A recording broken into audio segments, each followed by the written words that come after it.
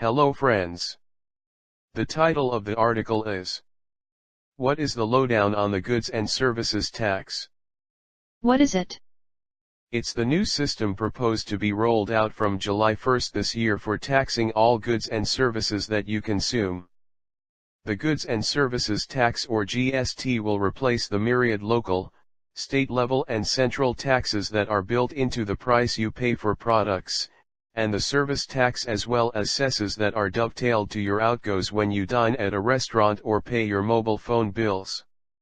India may be a $2 trillion plus economy with a large, booming domestic market, but is a nightmare for compliant businesses, thanks to multiple central and state-level indirect taxes, such as sales tax, excise duty, central value-added tax, VAT, and state VAT.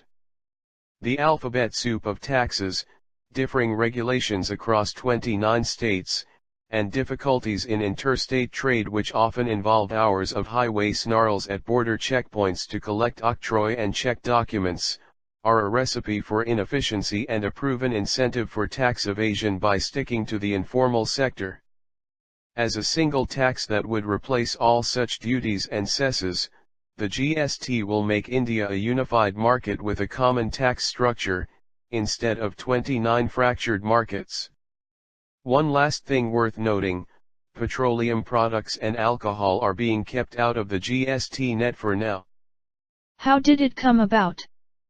9 years after the Indian economy was opened up in 1991, the Atal Bihari Vajpayee government first floated the idea of a simple, transparent and efficient GST regime to substitute the multiple central and state taxes and cesses.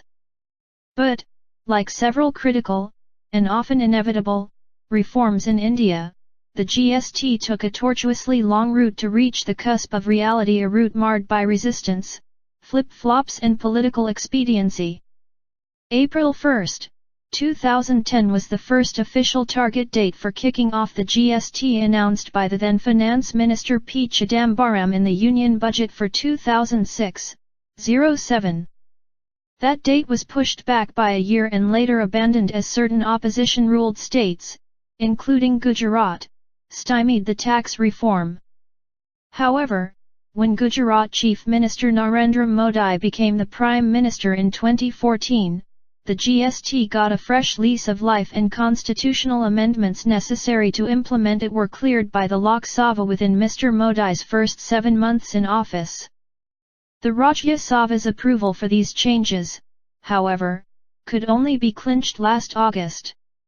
Since then, a cooperative governance body called the GST Council, with representatives from the states and the centre, has thrashed out the nitty-gritty of the new regime, including 5 rate slabs, 0, 5%, 12%, 18% and 28%, and an additional cess on top of the highest GST rate on sin goods, such as luxury cars and tobacco. Why does it matter? Unlike income tax, which just a small segment of India's mammoth 1.3 billion plus population end up paying, virtually everyone, including the poorest of the poor, pay indirect taxes on products and services, be it a shampoo sachet or a mobile phone recharge. Besides improving tax compliance from traders, the GST regime is expected to boost economic growth by a percentage point or two, despite the risk of an initial blip, the government and industry bodies reckon. Investors, often put off by India's complex taxation structure, should find it easier and more attractive to do business in the country and create an important byproduct for India's fast-growing, young workforce jobs. What next? With President Pranab Mukherjee signing off this week on 4 enabling GST laws cleared by Parliament, the legislative action will shift to the assemblies to pass the state GST laws. Over the next month, officials hope to complete another cumbersome task fitting the different GST rates onto thousands of products and services. Congress leader Veerappa Moily summed up the essence of this challenge eloquently: is KitKat a chocolate or a biscuit? Is coconut oil considered hair oil or cooking oil? We will know soon, as the GST Council will take up these minutiae at its next meeting in Srinagar in the third week of May. That will leave industry with little over a month to prepare for the transition by tweaking pricing, accounting and supply chain management strategies in the middle of a financial year. Look out for a pre-GST spurt in sales, as savvy consumers will try to stock up on goods that may attract a higher tax after July 1st. Thank you for listening. Please subscribe our channel.